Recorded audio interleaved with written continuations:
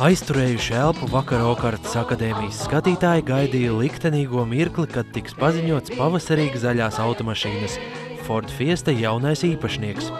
Visveiksmīgākā izrādījās Dita Karsone no Talsu puses Dundagas novada. Viņa par auto solīja visunikālāko un zemāko cenu – 4 latus un 45 santīmus. Lai savām acīm skatītu zaļo brīnumu, sagaidītu Okartas automašīnu, bija ieradušies radi un kaimiņi no malu malām. Ir, apskaties kāda! Kāds spēks vadīs jaunās sievietes roku uzrakstot tieši šādu summu 4 latus un 45 santīmus, sieviete nezina. Tā bija laikam tā pirmā cena, kas iešāvās prātā.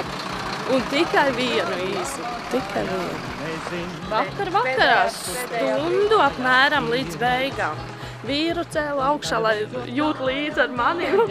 Dita no sirds priecājas, ka beidzot tikusi pie sava braucamā. Turpmāk nevajadzēšot vairs aizņemties vīra Opeli. Uz darbu konditorijas cehā nu varēšot nokļūt vieglu sirdi bez lieka stresa.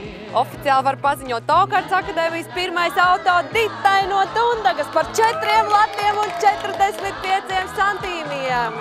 Paldies!